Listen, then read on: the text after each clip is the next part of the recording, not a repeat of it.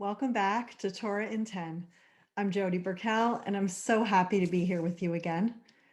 What's the life-changing idea Rabbi Sacks of blessed memory teaches us this week? In our uniqueness lies our universality. By being what only we are, we contribute to humanity what only we can give. This is one of the deepest ideas I've learned over the years. It has truly transformed my worldview and helped me tap into my unique mission in the world.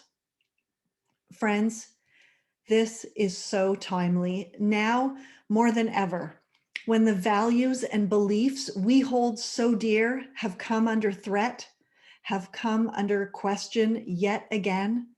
What should we do?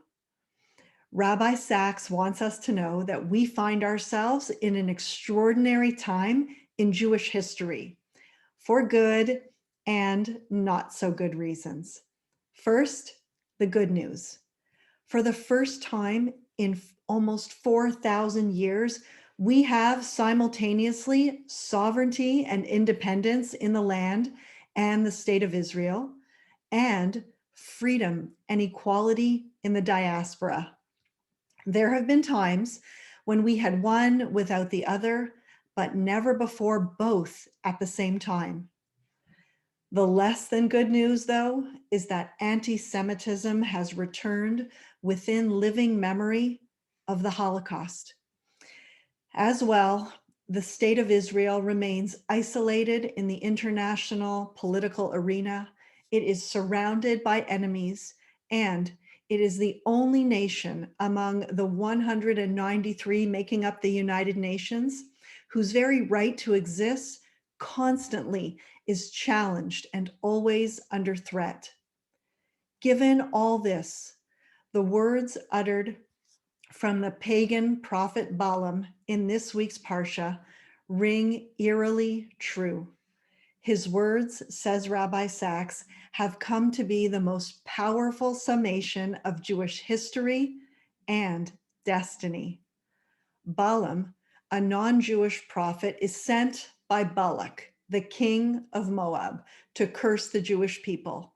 But instead of cursing, blessings emanate from his mouth. He says, "From the peaks of the rocks I see them. From the heights I gaze upon them. This is a people who dwell alone, not reckoning themselves of the nations." Rabbi Sacks says, this verse expressed the uniqueness of the Jewish people, its isolation on one hand, its defiance and resilience on the other. Looking back at Jewish history, we can't help but marvel that although we have faced opposition and persecution from some of the greatest superpowers the world has ever known, we have outlived them all. But in every generation, they rise up against us.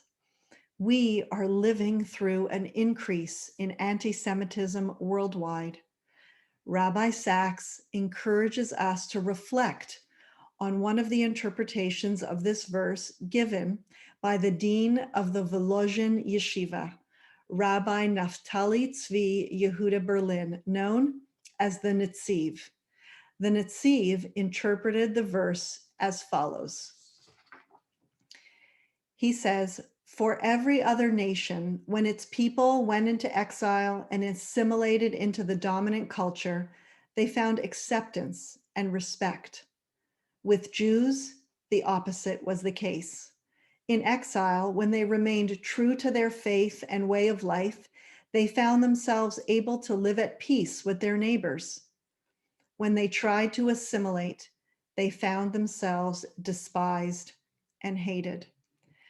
A similar sentiment was spoken by Theodor Herzl in the Jewish State in 1896, and he said, "We have honestly endeavored everywhere to merge ourselves into the social life of surrounding communities and to preserve the faith of our fathers. We are not permitted to do so. In vain, we are loyal patriots. Our loyalty in some places running to extremes.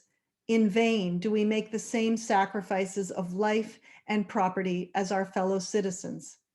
In vain do we strive to increase the fame of our native land in science and art, or her wealth by trade and commerce. In countries where we have lived for centuries, we are still cried down as strangers.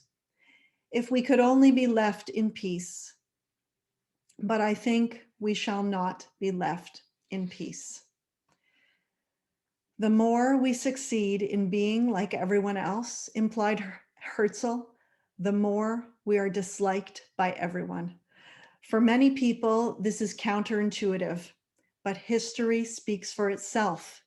Anti-Semitism is one of the most complex phenomena in the history of hate.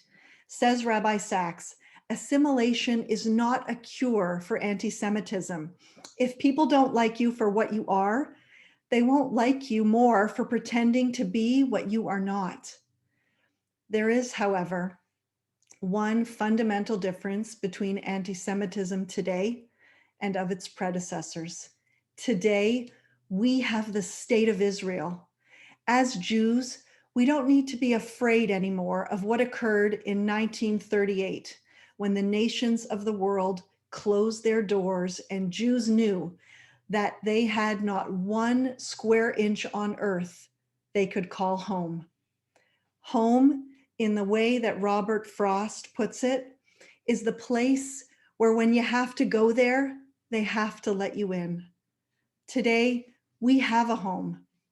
As my Holocaust survivor Bubby always tells me, the only reason we are safe to live as Jews in the diaspora is because we have Israel. So as Jews, even if we may disagree with some of its policies, tell me one country with a perfect track record. In our struggle with anti-Semitism, Jews must stand with Israel. If we don't, why would anyone else? We have nothing to apologize for in our insistence on being different. Judaism began as a protest with Abraham's claim that there's only one God. And in doing so, he pinned himself apart on the other side of the whole world. God commanded our ancestors to be different, not because they were better than others. God tells us it's not because of your righteousness that the Lord your God is giving you this land, but because by being different, we teach the world the dignity of difference. The Jewish people are not chosen because we're better than anyone else. We're chosen for a responsibility. We have a specific role to play, as are all the other people of the world. It takes courage to be who we are, unabashedly, proud of who we are and what we represent in the world. No matter the pressure to opt out, to tick the box in the Pew study of non-affiliated. As Barry Weiss, former editor and writer for the New York Times, said at a speech recently, Jews were put on the earth to be Jews. We are the people whose God never slumbers nor sleeps, and so neither can we. We are the lamplighters. She says, our Jewishness is never an obstacle to connection to other people who are different than us. Just the opposite. The truth of that is perhaps the most powerful demonstration of the greatest of Jewish ideas, that everyone is created in the image of God. In our uniqueness lies our universality. By being what only we are, we contribute to humanity what only we can give. Rabbi Sacks wants us to hold the words of the Netziv close to our hearts. We should never abandon our distinctiveness. It's what makes us who we are. And that is a life-changing idea we can all use. If you found this meaningful, please share it with others. Give the video a like and subscribe to the channel so you won't miss a thing. Thank you so very much.